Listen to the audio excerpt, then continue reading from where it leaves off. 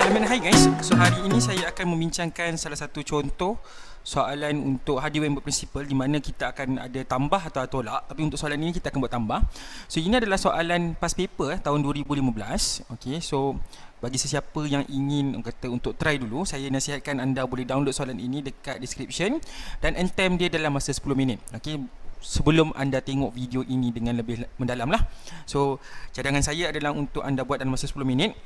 Buat kemas-kemas. So sebelum anda buat soalan tu, anda boleh refer kepada video saya sebelum ini mengenai tips untuk mengira soalan tambah atau tolak lah, untuk anda recap balik apa yang berlaku untuk soalan tambah dan tolak ni nak buat apa. Okay, so untuk slide seterusnya saya akan membincangkan jawapan-jawapan untuk soalan ini. Okay, so kita tengok soalan satu sama-sama. Okey, untuk soalan ini, saya panggil dia soalan lembu. Okey, so soalan lembu ini dia akan tambah population. Okey, so kita first step sekali kita akan keluarkan information di mana apa yang berlaku adalah farmer ini mempunyai 2000 lembu. Okey, di mana a total of 1500 cows are brown coated and the rest are white coated. Okey, so kita keluarkan information. Allele B adalah untuk brown coat, adalah dominant, while B kecil is a white coat is recessive. Okey, so kita keluarkan information dulu. Total population berapa adik-adik? So total population adalah 2000. Okey, total population adalah 2000. Lagi apa information yang kita nak keluarkan? Okey, untuk B besar dengan B besar, B kecil, ini adalah brown. So bila dia brown, jumlah population dia adalah 1500. B kecil adalah white. So jumlah population dia adalah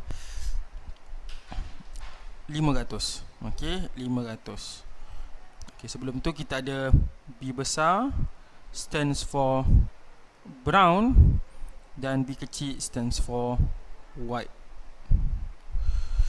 Okay, so soalan ini ada berkatakan assume that the population of cow is in genetic equilibrium. So bila masuk genetic equilibrium ini, dia bermaksud dia patuh kepada 5 peraturan hardware berprinsipal, iaitu large population, no mutation, no migration, no natural selection dan random fertilization. And they bred randomly, maksudnya dia bred tanpa, maksudnya ada pilihan. Okey, dia bred secara random. Okey, so kita akan buat soalan yang pertama sama-sama.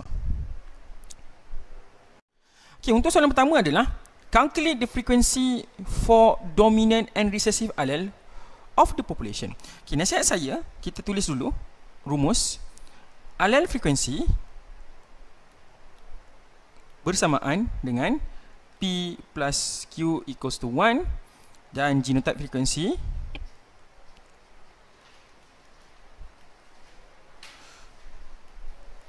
dia punya rumus hardware dia adalah P squared plus 2PQ plus Q squared equals to 1. Okey, di mana first kali kita akan cari Q squared dulu. Okey, di mana Q squared itu, kita tadi saya dah cari jumlah population 500 dibahagikan dengan 2000. Okey, 2000 ni ada total population. So Q squared, Q kamu dapat jumlah dia adalah 0.5. Okey, dengan menggunakan rumus P plus Q equals to 1, so P bersamaan dengan 1 tolak dengan Q. So 1 tolak 0.5. So jawapan dia adalah 0.5 untuk Q. Okey, so anda boleh tulis satu jawapan yang kemas kat sini. Dominant allele frequency is 0.5. Recessive allele frequency adalah 0.5. Okey, so kita dah siap soalan A. Okey, so seterusnya kita nak tengok kepada contoh cara pengiraan untuk soalan B. Okay, soalan B dia nak calculate the genotype frequency in F1 generation if the cow are left to breed randomly.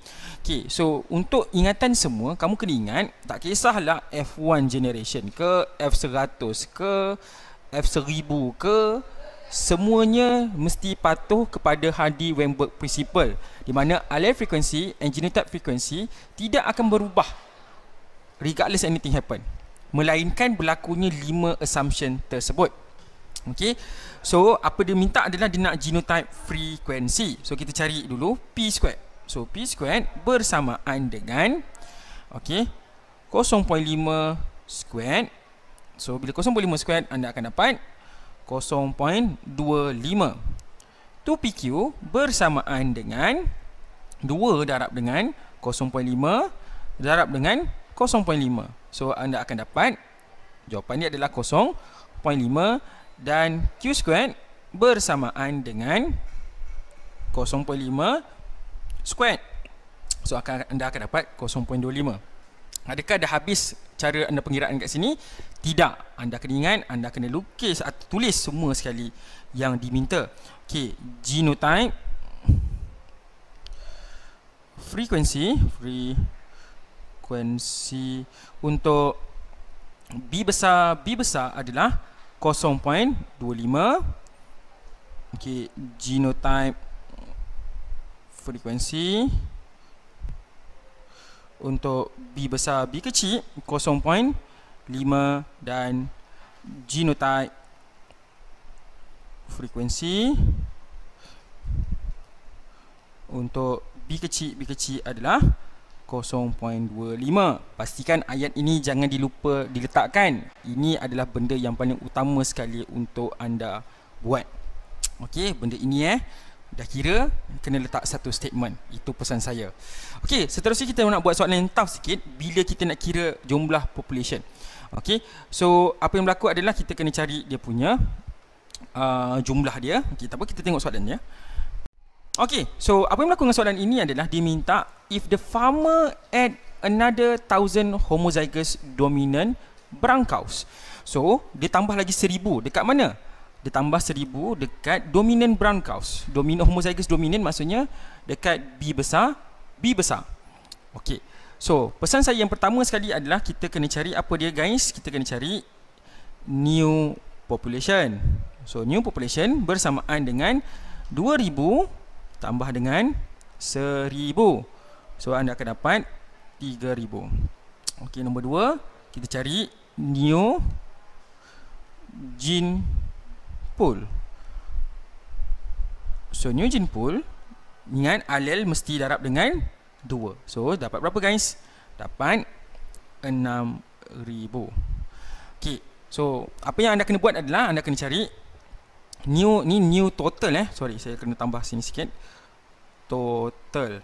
Okey, yang anda kena cari kat bawah ini adalah new population untuk setiap satu.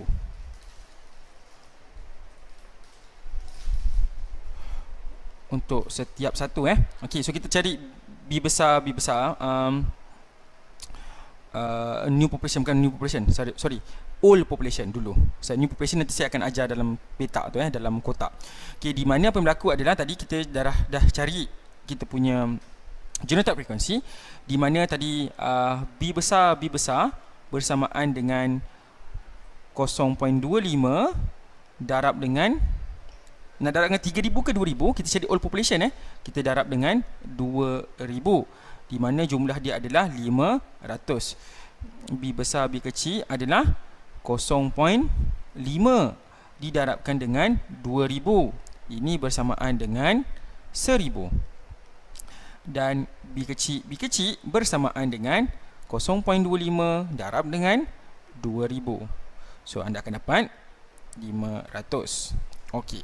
So apa yang berlaku adalah untuk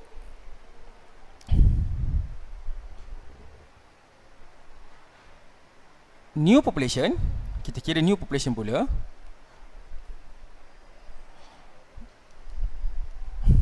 So ditambah 1000 kan? Okey.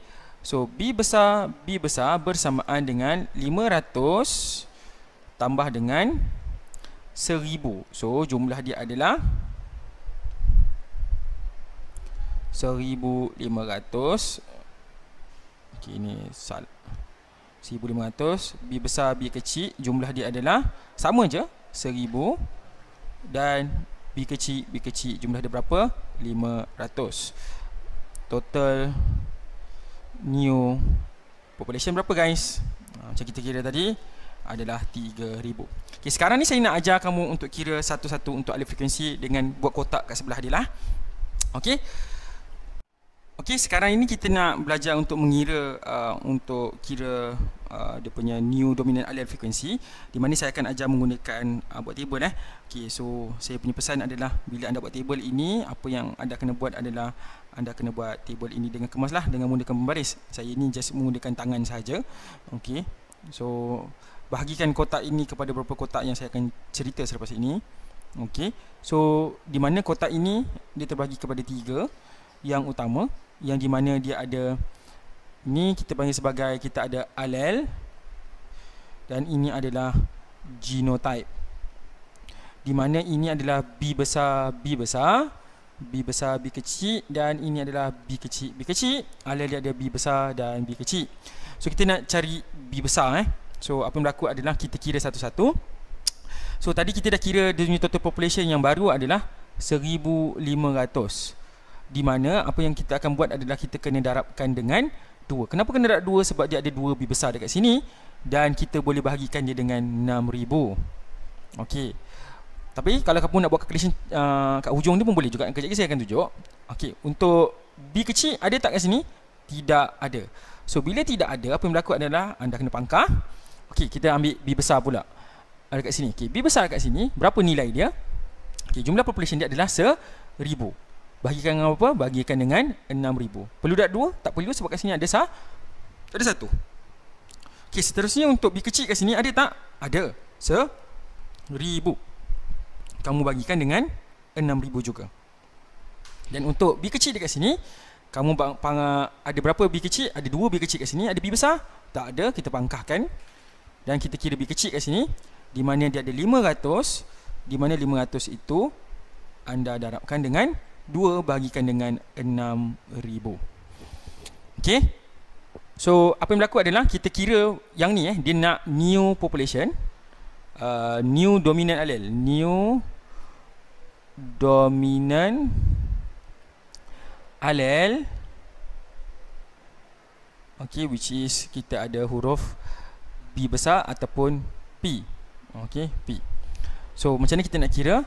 2 darab dengan 1500 tambah dengan 1000 bahagi dengan 6000.